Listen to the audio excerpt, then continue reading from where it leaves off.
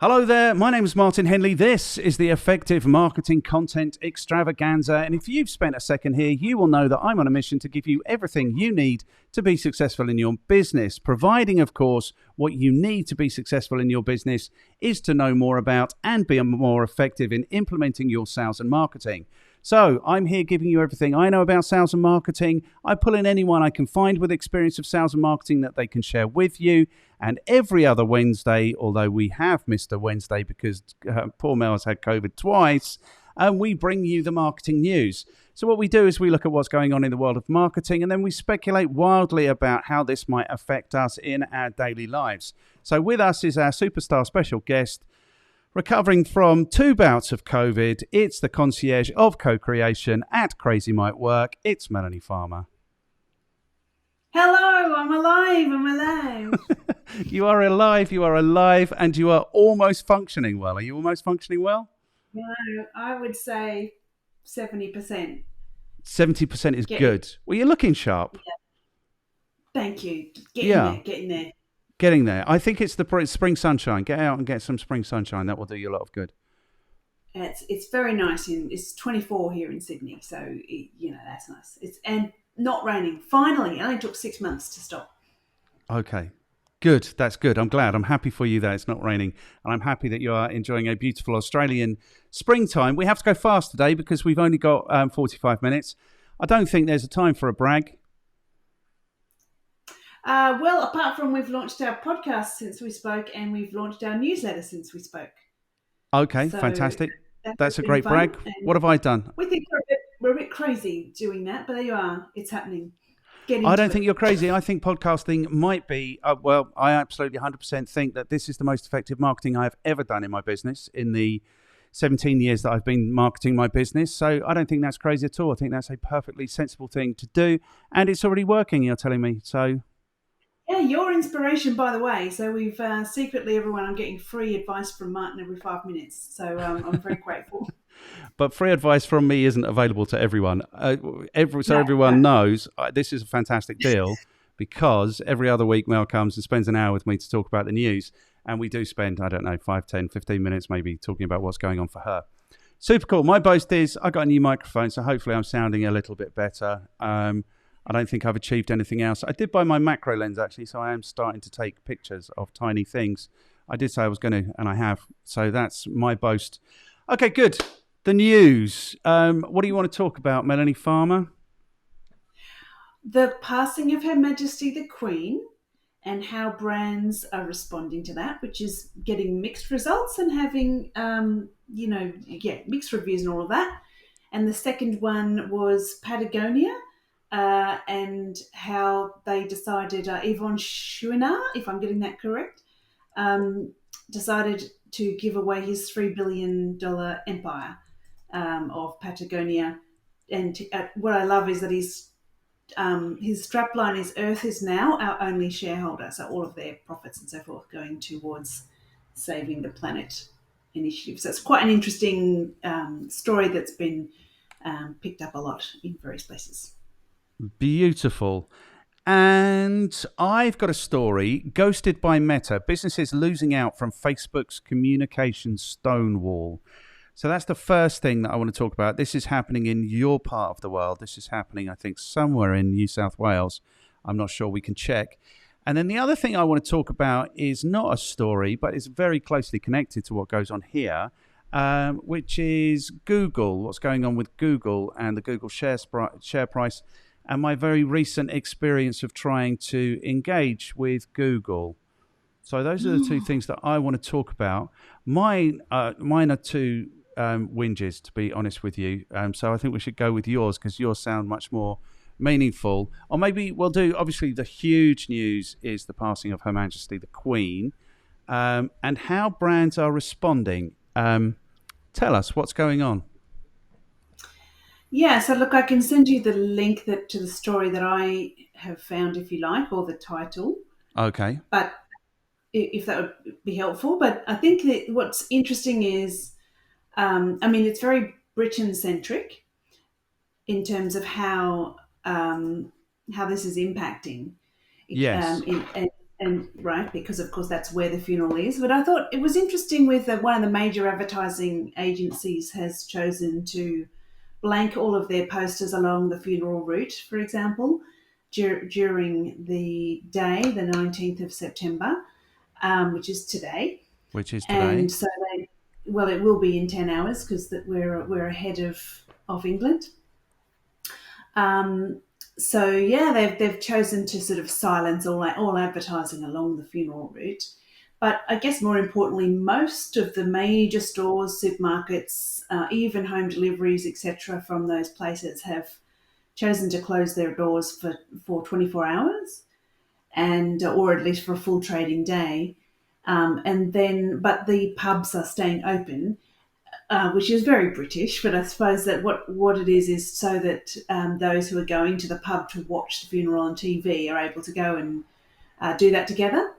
Um, and but there's been a bit of backlash around cancelling football games and things like that. So I think it's just an interesting sign of the times because not everybody is a royalist, and regardless of the time that she has been the queen, there's the sentiment around um, the monarchy in general is not united. So with any kind of response, it is just interesting to see what the effect that has on brands. But I mean, it's not that it's really just events where people are saying why are we not having our game of football Yeah. for this one moment? So they lost a week kind of thing. Yeah, well, it's interesting because I'm sort of a football fan. I'm more interested in the soap opera that goes around football than the actual football these days. So my team, Manchester United, isn't playing football now, isn't playing in the Premier League until October the 2nd. So we seem to have been hit particularly hard. The issue is going to be that we're going to be games behind, and that will have an effect. Celtic, who famously aren't royalists, they had a disrupted minute silence, I think. So I think that the issue with football is whether football fans could be trusted to actually honour the thing without upsetting other people. I think to keep it more in a marketing tone, the thing is, maybe I'm just cynical now, but it's like, is everything just even though it's we're going to take down all the advertising? Is that just not virtue signaling? That is that just not adding to their marketing message? Do you know what I mean? It's just getting this weird cynical loop where it's like even when people do the best thing, we're going to talk about Patagonia. Like, is it not? Oh man, maybe I'm just too cynical these days.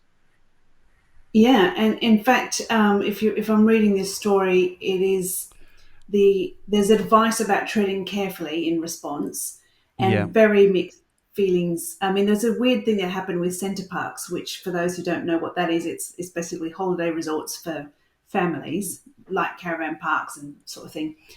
Where did you And find this? Is there something that we could be looking at? yeah, so if you go, it's marketingweek.com/brands pay respects Queen's funeral, and they it's broken into sections. So you've got how sport will do it and how supermarkets will do it, what the media are saying, um, and there's all these sort of no ads, which is kind of a weird. It's interesting on all of these like Channel 4, ITV, all of the sort of media have said they're going to not show any ads um, during the period of the funeral. Right. And then McDonald's and all the bakeries, Greg's bakeries and so forth, they're all like closing as a mark of respect and so on. Have But they what made it a public holiday or not? I think the 19th is not an official public holidays, but that's the day of the funeral. I mean, Australia on the 22nd has declared an official public holiday to allow people to mourn. And then there's this, I mean, this is again me cynical as to say some Australians are so distraught by the passing of the Queen, they will also have to have Friday off because they've chosen to make Thursday the official day of mourning in Australia. And of course, that's before Friday, so probably there'll be a bit of a long weekend thing going on. But I think what is happening is the idea that anyone is sincere it's almost impossible to really be seen as being sincere because it's like there's a backlash about what I'll tell you you who know what is sincere is David Beckham. What an 12 absolute hours in the legend. queue. Sorry? When he was in the queue for 12 hours to He was see in the queue for James 12 Bond. hours. And clearly, obviously, he doesn't have to do that. And, they said to him, he's like, no, my grandparents wouldn't have approved. That is genuine, I think, because who, let alone David Beckham, wants to stand anywhere for 12 hours?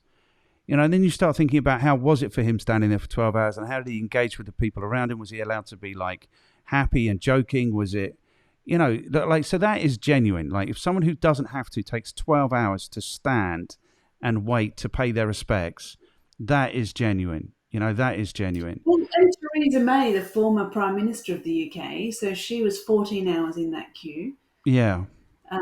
So, doesn't need to be. It is interesting. Yeah. But then that sounds to me like virtues. Maybe because I like David Beckham and I don't particularly enjoy Theresa May. So then it Well, sounds she didn't like have to she stand didn't there have for to do 14 that. hours. And who would actually care? I mean, you care because she did it, but if she didn't do it, it would not be negative to her as a brand if But she I didn't do think it. MPs don't have to wait. So that was the thing about David Beckham is he could have gone in with some MPs.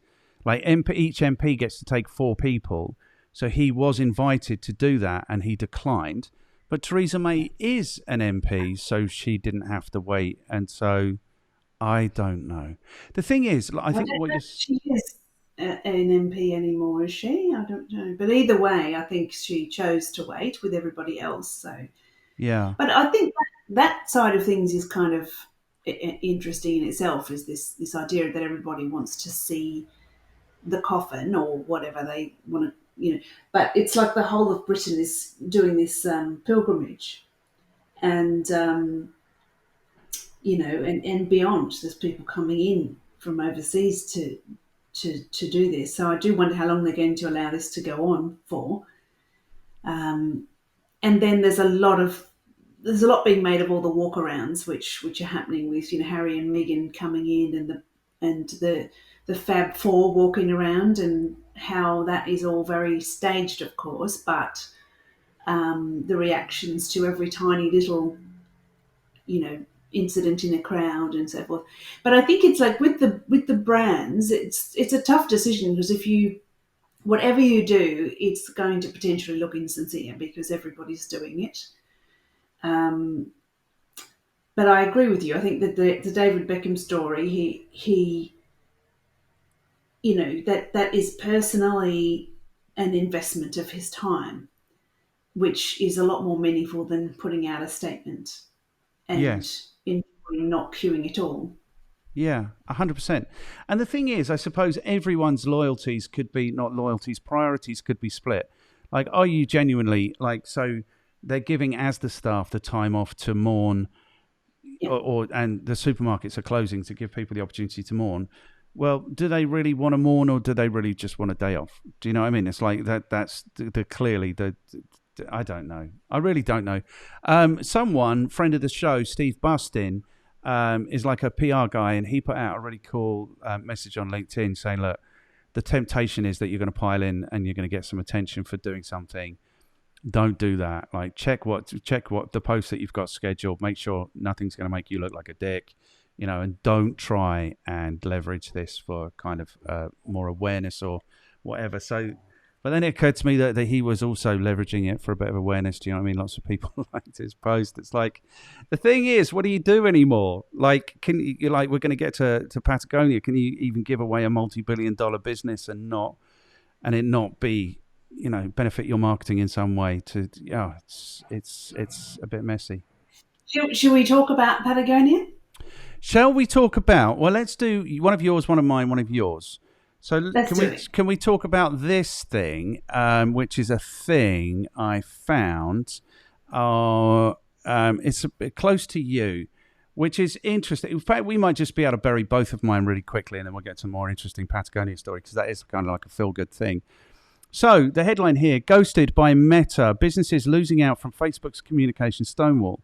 It was a disastrous morning for Denny Uti Muster organisers, Charlotte Wade and Vicky Laura, gearing up for a festival. So this is a festival that basically failed because their Facebook account got shut down in the run-up to the event. After a 3-year hiatus, the muster is returning at the end of this month with Bogan Bingo, Ute competitions, and a festival stage featuring beloved Australian artists, etc., etc., etc. The point of this is that they have built a huge audience on Facebook, and they were expecting to market this on Facebook, and then their account got taken down in the run-up, and I don't know how badly it failed. I didn't realise there was quite this much text here when I should have highlighted the thing that I definitely wanted to say. The point of this is,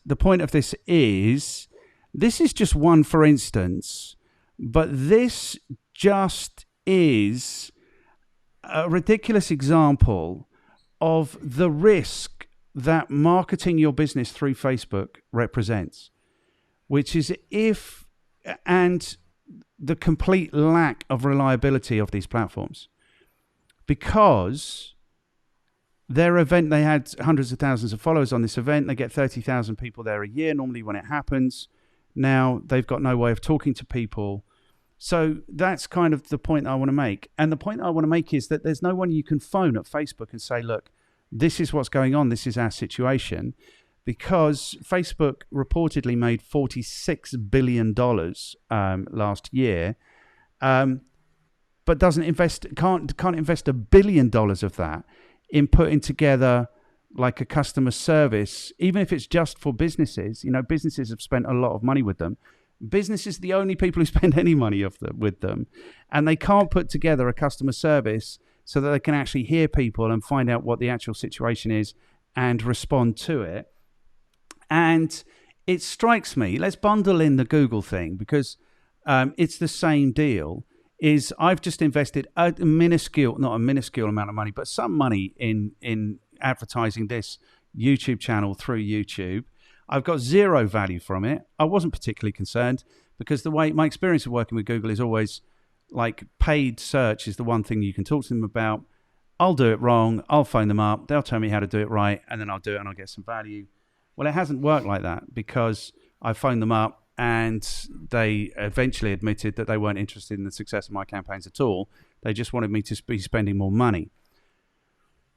The point I want to make is, if these businesses weren't so blatantly and obviously and neglectfully driven by greed, if they just had half an hour's interest in actually delivering value for their customers, then the world, I'm not even joking, the world would be a better place. Like, Facebook's shares are tanking, Google's shares are tanking, and it seems to me that these businesses are driven by a total lack of regard for the customers, for the people who put money in their pockets. And I just think it's criminal almost.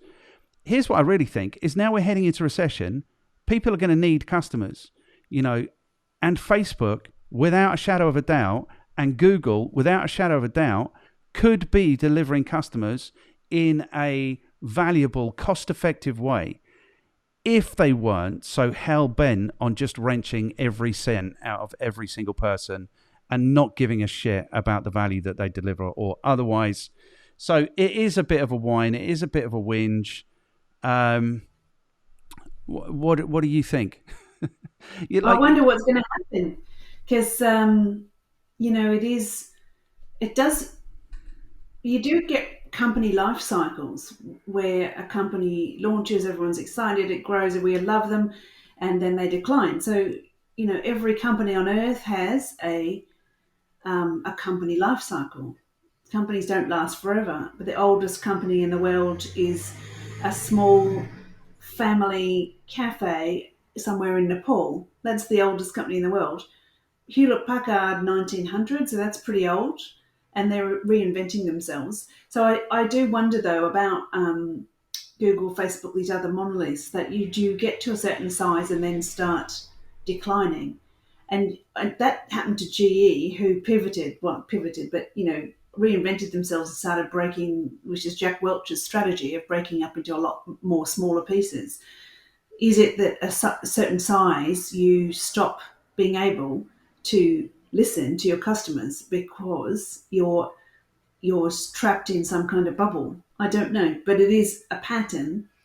So you either adapt or you don't, and you get run over. I mean, look at how TikTok is succeeding, but again, that company, wherever it originates, will have a company life cycle. So it's not really surprising to me. It's just that it is going faster, which is the same for products in general. That product life cycles are getting quicker and quicker and quicker. It used to be that there was, a good 100 years or so in a product from inception to end, and then now it's more like sometimes 2 years for a product start to finish in terms of its life cycle. Companies are going the same way. They're shorter life cycles to what they used to be. So it's just whether you reinvent yourself, and through that you get longevity. So I think it's sort of inevitable unless they adapt, which it doesn't look like they're doing. It looks like they're kind of like making bad decisions, a series of bad decisions. Like for me, Meta doesn't look like a really great decision. It looks like a passion project where they haven't listened to customers. I don't know if customers are saying, what we'd love is this. Because if I feel like the things that you've expressed, they're needs that are not being met, and you're not the only one who's expressing those needs. So if they were to invest there instead of in Meta, as in the metaverse, would we see Facebook be more successful? It just doesn't feel like they're listening. 100% it would. And I think there's two things going on. Their run, like Google has been 20 years, Facebook has been 15, 16, 17 years. So they've had an amazing run. This came up in one of the Talk Marketing conversations recently where, a brilliant one, it's going up on Tuesday with a guy called Mark Carter. He wrote a book called Add Value. And it seems to me that the very premise of running a business is essentially it's a value exchange. Like you offer the market value, they give you money. That's the value exchange. And I think what's gone on over the last couple of years is that idea that you have to add value at all has completely gone away. And businesses are in business to grab as much value as they possibly can and deliver as little value as they possibly can. So I think this is what's gone on. And I think what's gone on is that we have kind of idolized these businesses, these individuals, the Larry Pages, the Mark Zuckerbergs, the Elon Musks, where they, like, for their brilliance, Elon Musk doesn't belong in this conversation necessarily, but you know what I mean. We idolize these people, when actually these people aren't particularly clever because they don't know the very first premise of business, which is look after your customers. And and I don't think they are, and I don't think they have been for a long time, if they ever did. And the listening thing is they're too clever to listen. And also they're tech companies who aren't disposed to listening anyway.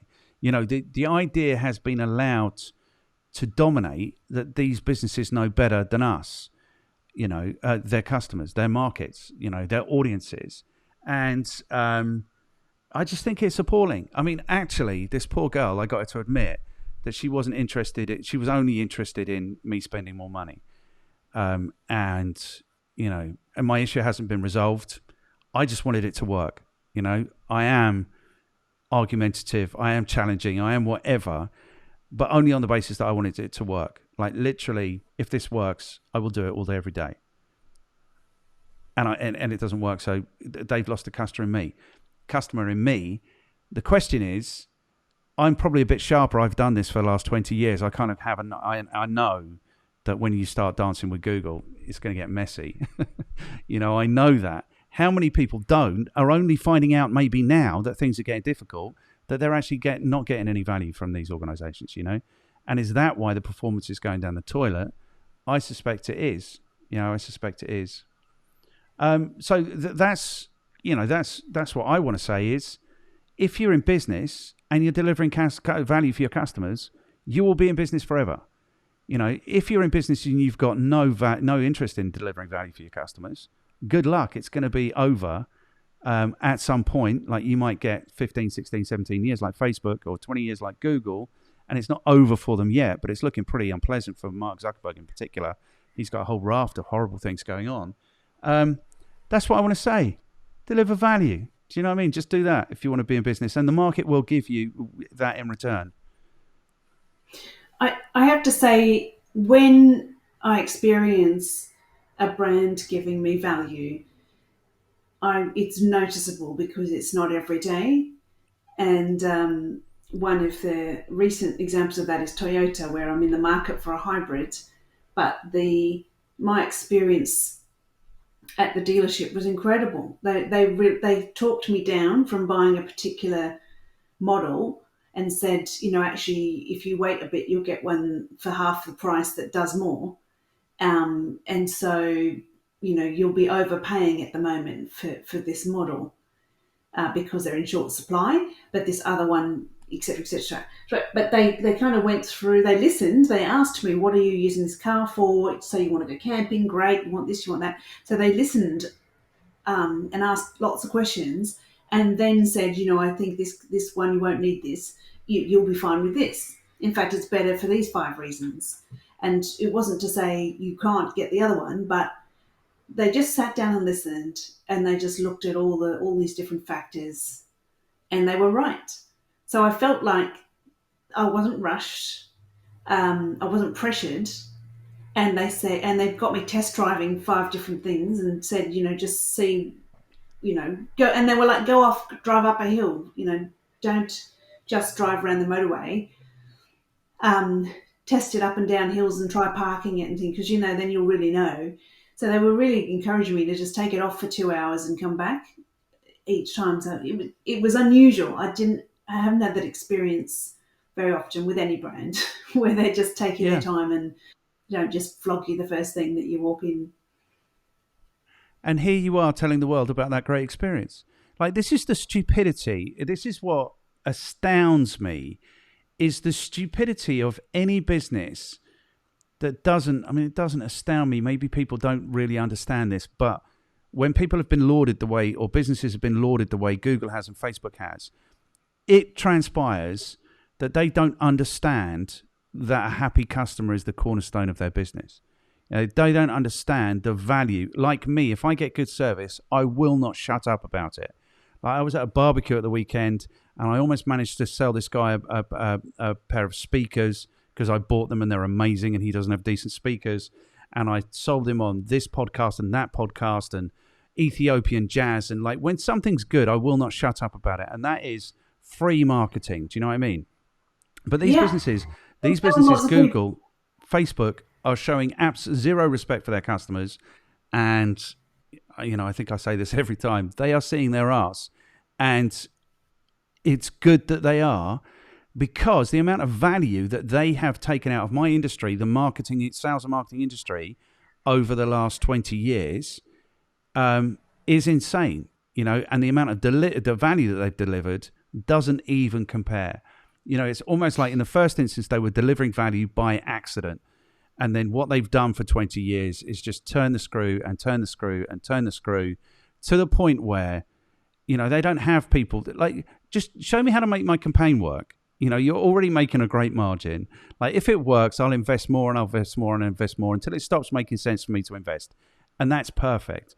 But the other thing about this is, Google in particular, this isn't like driving this rampant consumerism. Do you know what I mean? It's just like, put people in touch with people to get hold of the things that they want to get hold of. Do you know what I mean? And the same with Facebook. It's just like, put products in front of people who may have an interest in buying it. So I think it's just a shame of it. Like, literally, Facebook and Google should be leading the charge out of this awful situation that we've got ourselves into. But what they're doing is just making an excuse to bring the shutters down. Do you know what I mean? Like, Google and Facebook could be delivering customers to people in a really cost-effective way but they don't because they're more concerned about making 46 billion. Why not spend 4 billion of that in building the example of how to do customer service? And imagine what you could buy for 4 billion, but of course they don't. Anyway, maybe they're stockpiling that for the inevitable lawsuits and such. But either they just way, had to pay 400 million in Ireland. Did you hear about this? For failing to protect teenagers' identities and contact details. So, yeah, God. Let's talk about something better. Well, I can make a link here because I think you know that I'm really into biomimicry, which is emulating nature's genius. Yes. In fact, I've started my course now to become certified, which is so interesting. But I think that the way forward is biomimicry. In fact, Forbes magazine flagged it as the number one of the top 5 tech trends of the year a few years ago. So we're catching up, but it's that important. And Steve Jobs said it was the one thing for product design of the future that to watch out for is biomimicry before he departed the earth. So what I see is that Facebook and Google are not emulating nature. Nature has symbiotic partnership relationships. Instead, they're doing a consumption of goods from their customers, not a partnership. So if we were to switch that dial and think, no, this is a partnership, we succeed together. Our ecosystem includes, number one, our customers. And so that if that's missing, then you're not emulating nature, who has worked that out for 3.8 billion years. Nothing in nature survives that doesn't partner. So then you turn to someone like Patagonia. So that company is so invested in nature that they have declared Earth to be, in his words from Yvonne Chouinard, Earth is now our only shareholder. And so he has thrown down the gauntlet, I guess, to other brands where he's saying to them, he's a billionaire. That company's worth $3 billion. Now, of course, he's still going to be paying his staff and so forth. But over the years, he's continually carved into his profit to invest in products. But his story is so beautiful that he started life. He didn't ever want to go into business. He was building hiking equipment for his friends and then found himself getting into business. So, it's a lovely tale.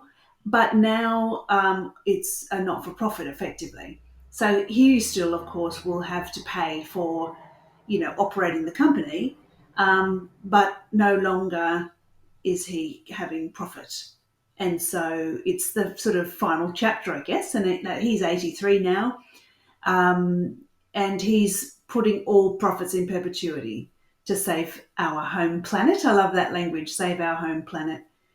But he just said what he did not want to do was sell it and give the money away, or because he was concerned that whoever took over Patagonia may not share the same values as he has, nor did he want to just donate. He wanted to keep the company going, but have this requirement that everything is for purpose.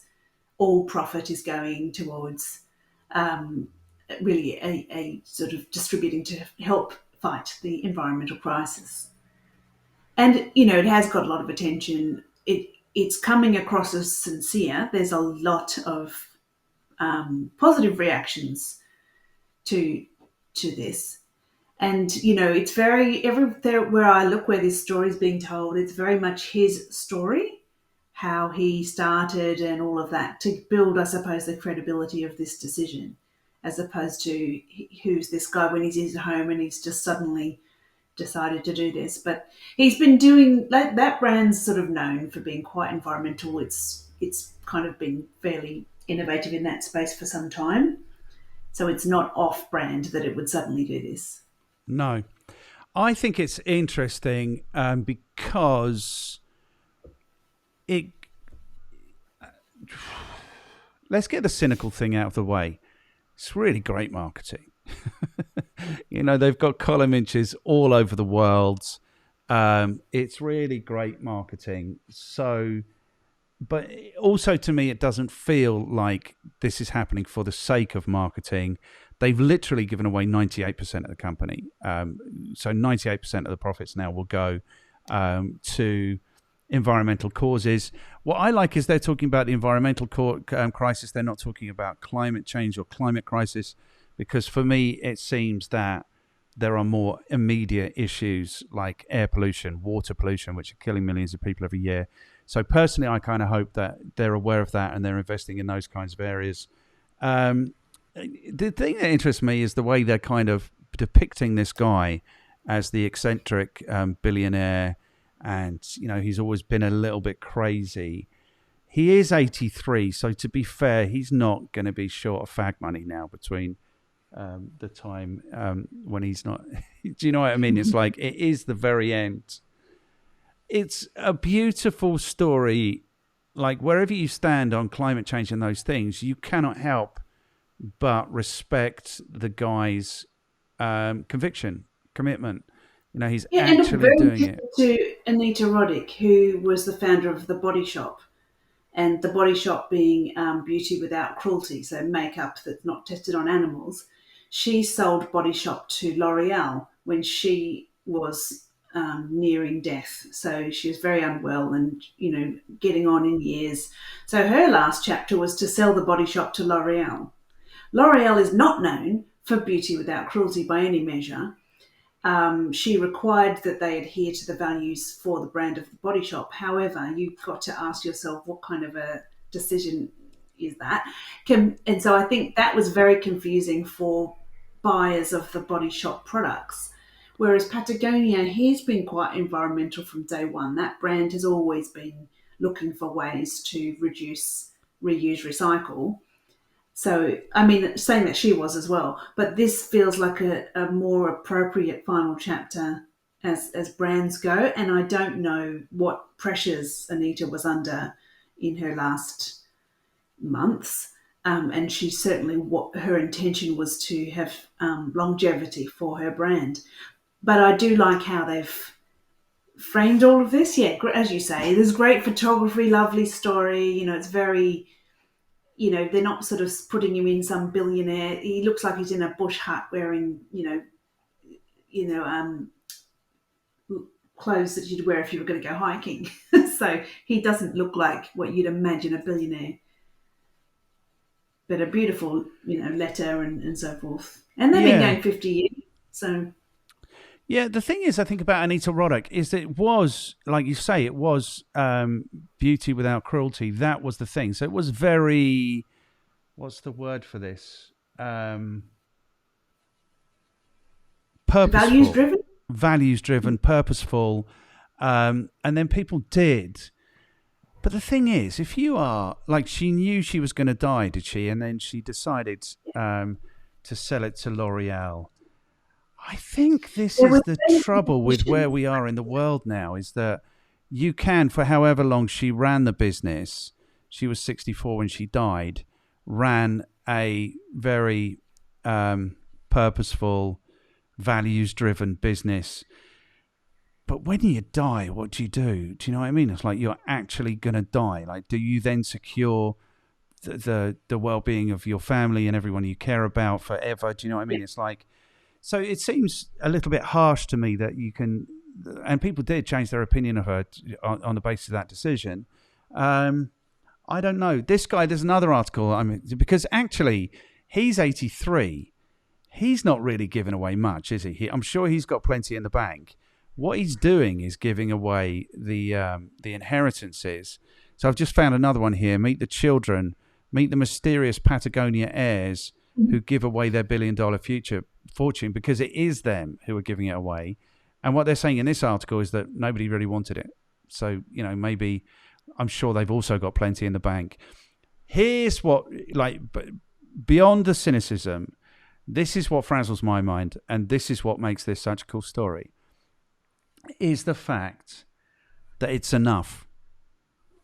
It's enough. Whatever they've got is enough, and it just seems to me that part of the issue that we are facing in the world in 2022 is that there are people who have maybe everyone has no sense of what's enough. So, why would Jeff Bezos need more than $200 billion? Why would Elon Musk need more than 200? Do you know what I mean? It's like, Do you need a private rocket that will take you to Mars and back? Do you need it? If you are a complete wanker, you do. Like Jeff Maybe that's the Bezos, only thing giving you self worth. I don't know, and he but got off there's like, no hunger, there's all of that. But yeah, yeah, but there he has to be enough at some point. If you have like the heirs, his heirs, I'm sure have enough in the bank to see them all the way through for as much as they could ever need. I'm sure he has enough in the bank. And if he's just drawing a line saying, that's enough, I really feel I really feel that I could be making another contribution, then I'd laud that. Because Jeff Bezos, when he got off his silly rocket, like he flew 60 miles into space. Do you know what I mean? I can go 60 miles in every single direction. I can't go straight up. That's the only difference between me and Jeff Bezos. And when he gets off his little rocket and says, "Oh, I want to thank everyone who works at Amazon for minimum wage. I want to thank all of the customers." It's like he doesn't even know that everyone's looking at him thinking, "You're a complete dick." Do you know what I mean? Because like your staff are working for minimum wage, so you can get on a stupid. Yeah, that's what I think. What I like about this story is that he's clearly said, we've got enough, thank you very much. And now we want to invest all of the spare that we've got in something really important to us and meaningful to us. I think that's the good news in this story. And I think other people, not pretending like Mark Zuckerberg puts, and they all put all their money in trust and they pretend like it's doing the benefit. They're just avoiding paying taxes. So Well, of course, he is also avoiding paying taxes, but it's not avoiding, it's actually choosing to spend your tax on forests because your tax break is that, instead of giving us 100,000 or whatever, you're not giving us that because your trust is using that 100,000 that would have been taxed and diverting it to preserving natural resources. So there is a limited number of things that you can have your tax break on, and one of those is whatever his foundation and trust. There'll be sort of a level which is eligible. So it doesn't mean that there's necessarily tax evasion. It's just actually just diverting resources to a different cause. whereas in the So cases of the other billionaires, like the Bill and Melinda Gates Foundation, etc., I think what's going on is they are just funneling that money away from the taxman. That's what I think. But here, choosing to spend it on health rather than roads. So that's the way I think, it's not a case of like they're not paying tax. It's that they're choosing to cure malaria rather than build roads and schools and hospitals in America, which is what tax would be spent on. So it's just a choice of where you legally can divert your otherwise tax cash to. okay, I think we disagree, but it's not. Yeah, I I think don't the know. thing is you could pay your tax and then invest what's left in curing malaria. If you've got tens Yes, of hundreds of billions, you could do that. I think I think I think I'm making the distinction here. This seems to be to me to be much more genuine than the foundations that people like Mark oh, yeah. Zuckerberg or Bill Gates put together, where I think the primary interest is in avoiding tax, and then they spend whatever they need to on the other things. I think this is a good feel good story, because what underlines this for me is the sense at last somebody's finally put their hand up and said, "Okay, is enough. I've got enough. Thank you very much." And the other thing is that businesses don't have to be driven by greed. They can be driven by a sense of purpose, and that I think is really nice. I think the world could Well, use much more of that. yeah, it's all or nothing as well. I think that's your point. Is that it's not like that he said, "I'll just put a bit here and there," which has been over the years. It's saying, "No, we're going to put it all. All that profit is going to. Yes. We're no longer, our only shareholder now is Earth and so forth." Now, of course, they're in charge of the trusts and foundations to which they are sending that cash, but Yes. those trusts and foundations have checks and balances and are able to scale the projects they've already been investing in, but have more control over those.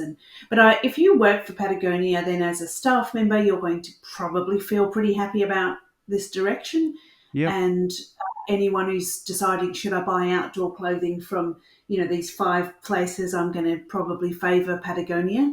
Those who love nature are the people who buy outdoor clothing and Yeah, go and yeah, spend time in and tents and so forth, that they all sell all this stuff, right? yeah. So where would you rather buy from? So I think as a marketing exercise, absolutely strong, but also as an effort to create loyalty in the brand, in your staff, in and if you're a staff member trying to save costs for your company, that all of those savings are going to ultimately land in the right place. So you've got an added reason that, I mean, it's just, rule number one, have an amazing purpose.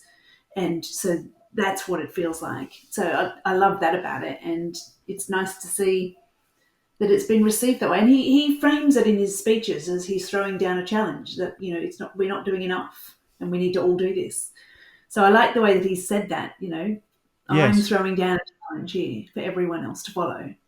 Good. No, I really like it. I think it's a good news story. And what was the other thing I wanted to say was, yeah, it just worries me when people say like rule number one, have a great, because that then it starts to sound a bit cynical again. But I think people who work for Patagonia, and I have to say I've owned Patagonia products, and I've only ever been delighted with owning Patagonia products. I think they are really good products, and I only invest in them when I'm going into the wildness, which I should do more of. But what's the thing? I'm sure people who work for Patagonia are much happier than anyone who works for Jeff Bezos. I just get that feeling. I think you might be right. Okay, you're an absolute legend. We've gone a minute past 12, so or 1, so you have to run. You're an absolute legend. Thank you so much for being here, Melanie Farmer. I'll see you again in a couple of weeks. Will do. God Okay. save the king. There you are. Off we God go. save the king. There we go. Thanks, Martin. See Cheers, you Mel. soon. Bye. Bye.